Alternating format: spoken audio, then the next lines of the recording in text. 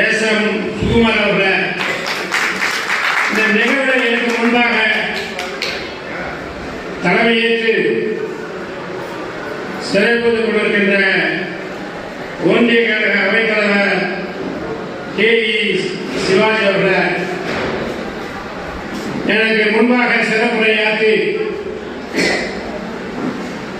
இந்த தொகுதியுடைய சட்டமன்ற உறுப்பினராக இந்த தொகுதிக்கு என்ன தேவைப்படுவது, இந்த பகுதிக்கு என்ன தேவைப்படுவது அத்தனையும் நிறைவேற்றி சிறப்பித்துக் கொண்டிருக்கிற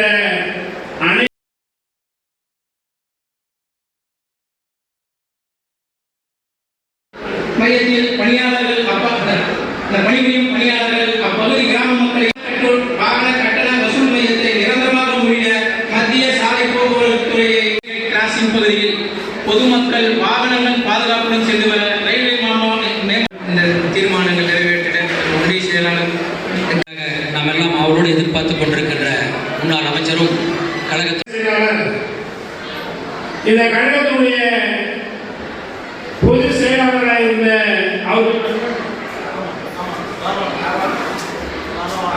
ராமானந்தம் அண்ணன் அவர்கள் பெரியர் அவருடைய மகன் இங்கே சிறப்புரைய ஆணி வேளாக இருக்கின்ற கிழக்கழக செயலாளர்களை அனைத்து பகுதியில் வந்திருக்கின்ற பொறுப்பாளர்களை மேடையில் இருக்கின்ற பொறுப்பாளர்களை என்னோடு வந்திருக்கின்ற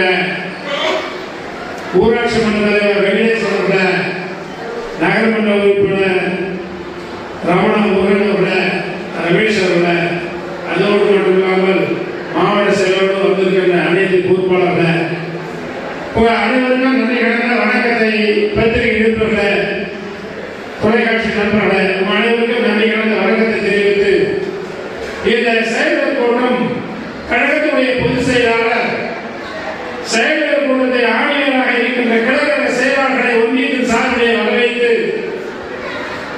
அனைத்து இந்திய அண்ணா திராவிட முன்னேற்ற கழகத்தின் உரிமை சீட்டை காரணம் என்ன, அந்த உரிமை சீட்டை எப்படி பெற வேண்டும், அதை பெற்றதற்கு என்ன பணிகளை செய்ய வேண்டும், அதோடு மட்டும் இல்லாமல் புரட்சித் தலைவர் எம்ஜிஆர் அவர்கள் 1982 ஆரம்பித்து இதை அண்ணா கால்களை உருவாக்கி அப்போது வழங்கினார்கள். நாங்களாம் பெற்றிருக்கிறோம்.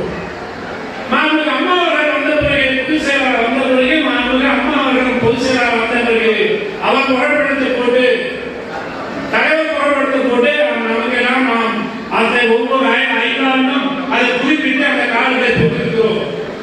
அதற்கு இருவரும் நடைமுறை ஆசையோடு நம்மள ஒருவராக சாமானிய ஒரு குடிமகனாக ஒரு விவசாய குடும்பத்தில் இருந்து நாம் கிராமத்தில் இருந்து எப்படி நாம் இங்கே வந்திருக்கிறோமோ அதே நிலையில கழகத்துடைய பொதுச் செயலாளராகவும் முதலமைச்சராக பணியாற்றுகின்ற இங்கே எடப்பாடி அவர்கள் இப்போது அவருடைய புகைப்படமும் தலைவர் படமும் அம்மா படமும் அதை பொறித்து நமக்கு உரிமை சீட்டை வழங்கியிருக்கிறார்கள். அதை பெற்று வருகின்ற காலகட்டத்தில் ஆட்சி 2027-6 நாம் ஆட்சி பெறுவது உறுதி. காரணம் நீங்க திமுகவுடைய அடாவடித்தனமான ஆட்சியர் நீங்க நினைத்து பார்க்க வேண்டும்.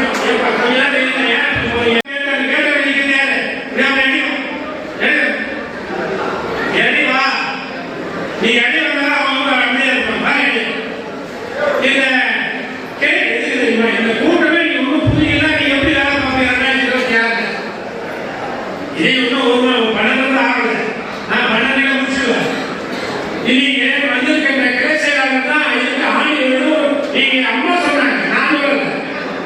இது முதுகெலும்பாக இருக்கிற அனைத்து அண்ணாவோட முன்னேற்ற கழகத்தின் உறுப்பினராக இருக்கிறவர்கள் முதுகெலும்பு, இது ஆணையராக இருக்கிறவர்கள் கிளைக்கழக செயலாளர் என்று 20 தலைவர் சொன்னதை நீங்க எடுத்து சொல்லணும். நினைவுறுத்துகிறோம். தலைவர் சொன்னார், அம்மா சொன்னாங்க, இப்போது இருக்கிற எடப்பாடி அவர்கள் செயல்நிலை கூட்டம் எப்படி நடத்த வேண்டும் என்பதெல்லாம் மாவட்ட செயலாளர்களுக்கு ஆணையிட்டிருக்கிறார். மாவட்ட செயலாளர் அதற்கு முன்பாக அற்புதமாக எடுத்து சொன்னார். செயல்நிலை கூட்டத்தில் அங்கே வருகிற தேர்தல் என்ன, திமுகவுடைய வாக்குறுதி என்ன, திமுகவுடைய வாக்குறுதியை பொய்யானதை நீங்க எடுத்து சொல்ல வேண்டும். அனைத்து அண்ணா திராவிட முன்னேற்ற கழகம் இங்கே 10 ஆண்டு அம்மா அவர்கள் ஆட்சி பிடித்து எடப்பாடி அவர்கள் 4 ஆண்டு என்ன திட்டங்கள் கொண்டு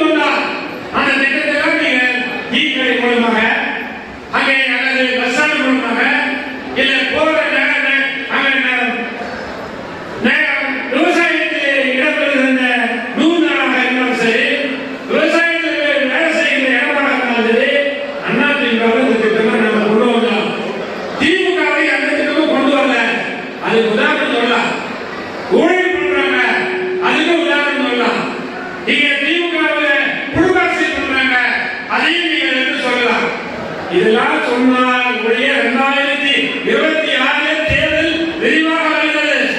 இன்னும் ஒரு வருஷம் தான் அந்த தேர்தல். இங்கே எடப்பாடி அவர்கள் முதலமைச்சராக உருவாக்கியிருந்தால் அங்கே அவருடைய தனிமையான அங்கே கட்டுப்பாட்டோடு கழகத்தில் அனைத்து திட்டமும் நேரடியாக உங்களுக்கு வந்து கிடைக்கிற செயலாளர்கள் என்பதை உங்களுக்கு தெரிந்து கொள்வதும் காரணம் என்ன? அம்மா இருக்கும்போது கிரசர்கள் நேரடியாக பாருங்கள். அதே நிலையாக அம்மாவுடைய வழியில் வந்த அம்மாவுடைய பாசையில் வந்த எடப்பாடி அவர்கள் உங்களுக்கு அடுத்த 2026 முதலமைச்சராக எடப்பாடி அவர்கள் அங்கே அமர்கின்ற நேரத்தில் நேரடியாக யாரும் அமைச்சராவது மாவட்ட செயலாளர் யாரும் இங்கே எம்எல்ஏ அப்படியே அம்மா எப்படி நேரடியாக கிடைக்க என்ன தேவைப்படுதோ அத்தனையும் கொண்டார்களோ அத்தனையும் அந்த திட்டங்கள் செய்கின்ற நிலையை உருவாக்கும். உங்க வீட்டுக்குள்ளேயாக வேலை வாய்ப்பு இல்லை, அந்த கிராமத்துக்கு அடிப்படை வசதியா எங்க பேசுகிறார்கள் என்ன எடுத்து சொல்லி அது நிறைவேற்றப்படுகின்ற ஒரு நிலையாக எடப்பாடி அவர்கள் இப்போது ஒவ்வொரு படிப்படியாக இப்போது நம்மை அணுகி என்னென்ன செய்ய வேண்டும் என்பதை என்னென்ன தெரிவிக்க வேண்டும் என்பதெல்லாம் தெரிவித்ததன் காரணமாக தான் இந்த செயலர் கூட்டம் நடைபெற்று கொண்டிருக்கிறது. இதுக்குதான் இந்த கிளசையாளர்களை வர வைத்தது. காரணம் கிளசையாளர்னா பூத்துல நிற்கிறவங்க. பூத்துல நிற்கிற போது நாங்க என்ன நிலையை வந்து தாய்மார்கள் இப்போது வந்திருக்கிறவங்க எல்லாரும் தலைவர்களுக்கு வந்திருக்கிறவங்க அம்மா காலத்துக்கு வந்திருக்கிறவங்க. இப்ப இளைஞர்களை உருவாக்க வேண்டும். அந்த இளைஞர்களை கூட வைத்துக் கொண்டு பூத்துல இங்கே அமைந்திருக்க 69 பேர் பூத்த போட்டுறாங்க. அவங்க வரவுடைய அம்மா ரெட்டலை ஓட்டு நீங்க என்ன நினைக்கிறீங்க? தலைவர் ரெட்டலை தானே, ரெட்டலை ஓட்டு போட்டுருவாங்க. அதை அவர்கள் மனதில் வைத்திருப்பார்கள் என்று ஒரு நிலையில இருந்து நீங்கள் ஏமாறலைனாக மூச்சுக்கு நடக்க முடியும், தூங்குவதற்கு பட முடியுமா போற நிலையாக உருவாகிவிடும். காரணம் என்ன? நம்மள ஒரு தலைவர் யாரு? கழகத்துடைய பொதுச் செயலாளர், முன்னாள் முதலமைச்சர், இப்போது சட்டமன்ற எதிர்கட்சி தலைவர். நீங்க நேரில் பார்க்க வேண்டும்.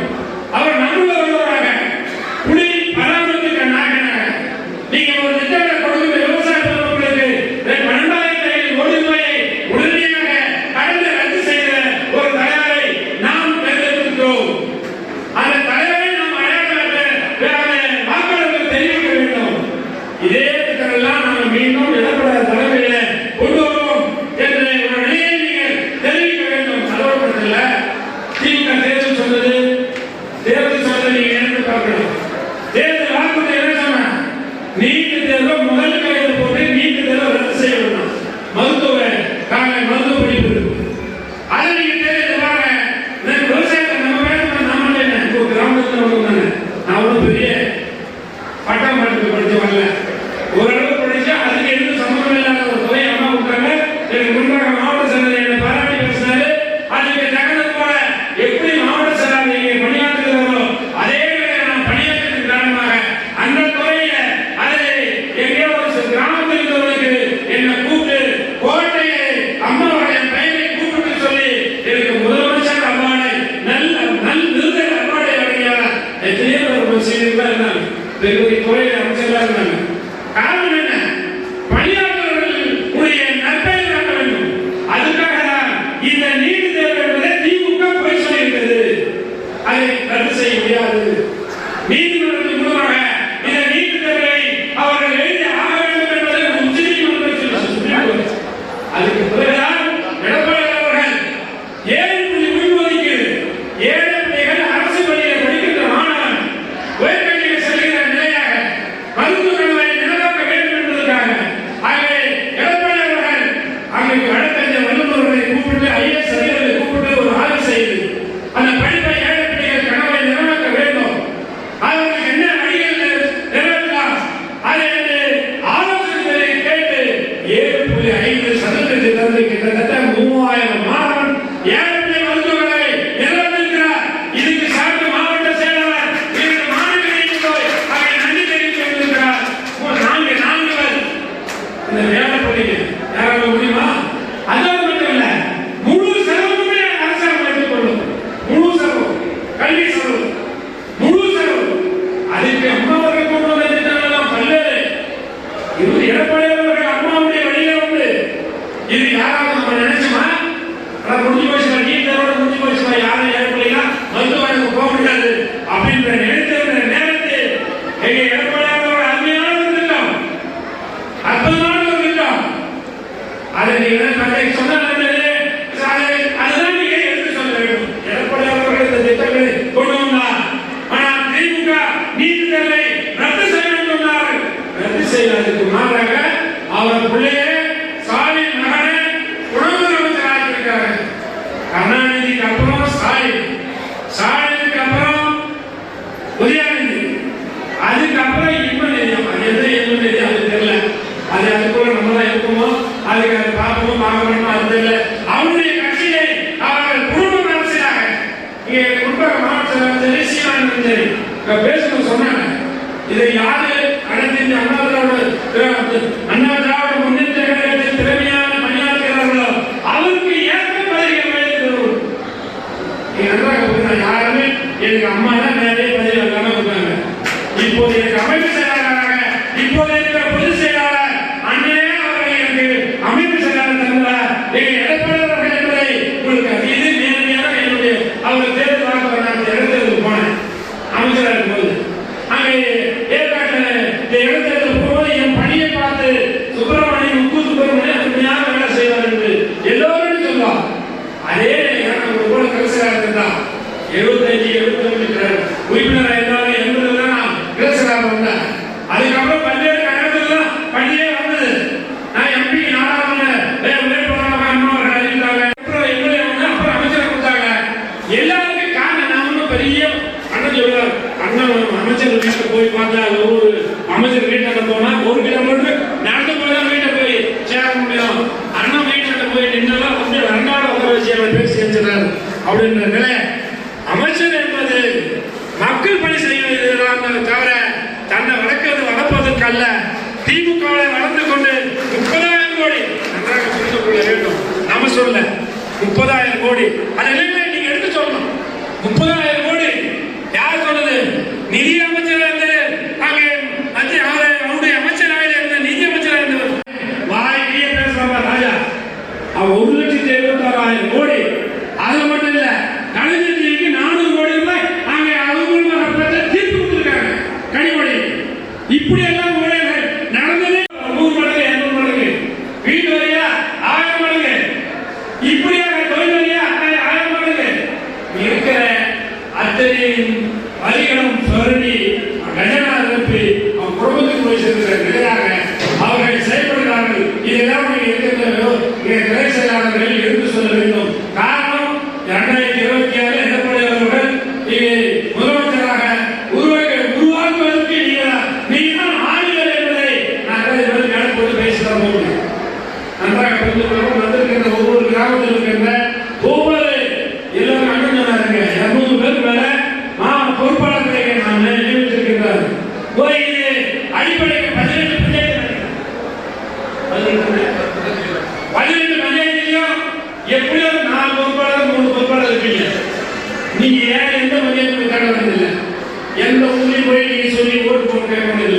அந்தந்த பொறுப்பாளர் அந்தந்த ஊர்ல நீங்க 100 ஓட்டு வாங்கிட்டா நான் ஆற்காடு எம்எல்ஏ சட்டமன்ற உறுப்பினராக உருவாக்குவதற்கு தயாராக. அதையே நாங்கள் போல மாவட்ட எடப்பாடி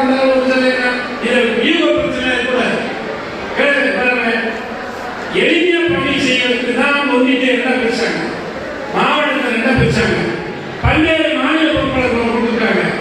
அதே நிலையில்தான் கிளையில் இருக்கின்ற ஒரு பஞ்சாயத்துக்கு 4 கிளை 5 கிளை 6 கிளை 7 கிளை கொடுத்துருக்காங்க.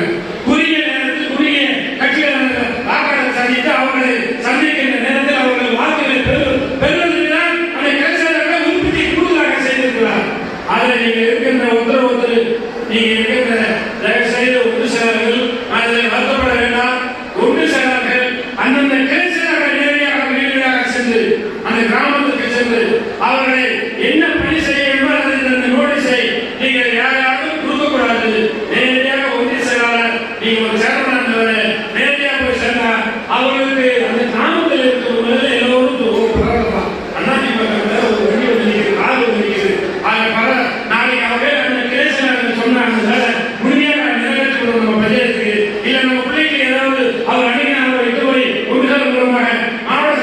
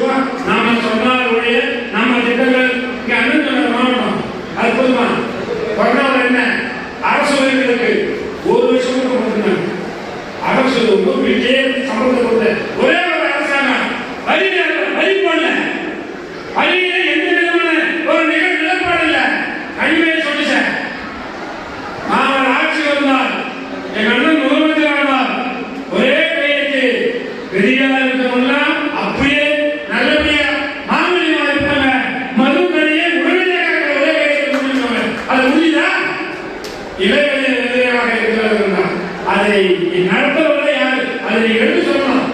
அந்த மதுபானம் கடையை நடத்துறது யாருன்னா டிஆர் பாலு, திமுக இருக்கிற பொருளாளர் கனிமொழி, ஜெகதீசன், இந்த முழு மூன்று மதுபான ஆலைகளாக இருக்கிறது. அதனாலதான் அவருக்கு ஆனா அம்மா சொன்னாங்க தேர்தல் வந்த பிறகு நான் படிப்படியாக கொண்டு போயிருங்க, படிப்படியாக மொத்தம் 6000 கடைகள் இருந்தது. அது 500 கடைகள் அம்மாவர்கள் எடுத்தார்கள். 6000 இருந்தது. எடப்பாடி வந்தார் 3000 கடை முழுமையாக போய் இப்போது மறு 3000 கடையாக இருக்கிறது. அதை ரத்து செய்ய சொன்னாங்க. அதை நீங்க எடுத்து சொல்லணும். விவசாயத்தை எடுத்தீங்கன்னா 12,500 கோடி ரூபாய் ரத்து முழுமையாக ரத்து செய்திருக்கிறார். ஆனா திமுக என்ன சொல்லி தேர்தல் வாக்குறுதியில ஸ்டாலின் கல்வி கல்வி முழுமையாக ரத்து செய்யணும்னு சொன்னா இன்னும் வரை இல்லை. அதை நீங்க எடுத்து சொல்லணும். அதை எடுத்து சொன்னால்தான் வாக்குகள் அங்கே புரியாத கிராம மக்களுக்கு, விவசாய மக்களுக்கு, அங்கே விவசாயியோட அன்றாட ஊட்டி இருக்கிறவர்களுக்கு புரியும். நாம் உருவமாக எல்லா கூட்டத்துக்கு வந்து போறோம். அதை எடுத்து சொன்னா அவங்க எடுத்துப்பாங்க. அதையெல்லாம் நீங்க எடுத்து சொல்லி திமுகவுடைய நிலைப்பாட்டை தேர்தல் சொன்னதை பொய்யான வாக்குறுதியை கொடுக்கிறார். மீனமாக காரணம் என்ன தெரியுமா? 20 கட்சி வச்சுக்கிறேன் ஒரு கூட்டணியில ஒன்றரை நான் கூட பார்க்க 4 பேர் 5 பேர் இப்போ காஞ்சிபுரத்துல பவளோட நடத்துறாங்க. பவளோட நம்ம அண்ணாதிமுக கூட கூட்டுறோம். நம்ம நடத்துறோம். ஒன்றியத்தின் மூலமாக நடத்துறாங்க. அருமையாக நடத்துறாங்க. ராணிமேடு மாவட்ட செயலாளர் என்னை பேச்சாளராக அறிவித்தார்கள். மாமாவத்தில் அற்புதமான ஒரு கூட்டம். இதே ஆற்காடு தொகுதி அருமையான ஒரு மாநாடு நடத்துறார். அங்க நடத்துகிற நேரத்தில் ஒவ்வொரு நிகழ்வாக எடப்பாடியாருடைய திட்டங்களை எடுத்து சொன்னோம். இது எதுக்கு சொன்னோம்னா இங்க வந்திருக்கின்றவர்கள் நாம் என்ன செய்கிற பணிகள் இந்த கூட்டத்துக்கு வந்து போயிட்டோம், நம்ம வேலை முடிச்சா வாக்குகளை வாரி கொள்ளுவாங்க அப்படிங்கிற நிலைப்பாடே இருக்கக்கூடாது. ஏனென்றால் 3வது தலைமுறை நமக்கு கிடைத்திருக்கிற தலைவர் எடப்பாடியார் அவர்கள். எடப்பாடியார் அவர்கள் பெற்றது கொடுத்திருக்கிற உரிமையை சீட்டு ஒவ்வொருவருக்கும் பிரித்து கொடுக்க வேண்டும் என்பதற்கு இந்த கூட்டம் என்றால் அவருடைய புகைப்படம் வந்த ஒவ்வொரு உறுப்பினர்களுக்கும் போய் வீட்டிலே சேர வேண்டும். இவர்கள் சேர்ந்தீங்க இருக்கிற விவரம் தெரிந்தவர்கள் எல்லாம் எடப்பாடி அவர்கள் நம்ம பொதுச் செயலாளர் என்று தெரிந்து கொள்ள வேண்டும். ஆனால் கீழே இருக்கிற தலைவர்கள் அங்கே கீழே இருக்கிற இளைஞர்களுக்கு இவர் எடப்பாடி அவர்கள் பொதுச் செயலாளர் என்று நீ உரிமை சீட்டை கொடுத்தால்தான் முழுமையாக அவர் வீட்டுக்கு செல்வார் என்பதை உங்களுக்கு தெரிந்து கொள்கிறோம். இதுதான் இந்த உரிமை சீட்டுடைய செயல்பாடு கூட்டம். அவர் உரிமையான புது தலைவர். இப்ப அனைத்து இந்திய அண்ணா திராவிட முன்னேற்றத்திற்கு 3ஆம் தலைமுறை. இது அனைத்து இந்திய அண்ணா திராவிட முன்னேற்ற கழகம் ஆட்சி அமைந்த 2026 ஆட்சி அமைந்தால் 3ஆம் தலைமுறை ஆட்சி அமைக்கிறது என்பதை இங்கே நாம் எல்லாம் உலகமே திரும்பி பார்க்கிறோம். உலகமே பிஜேபி அப்பால அப்பால பிஜேபி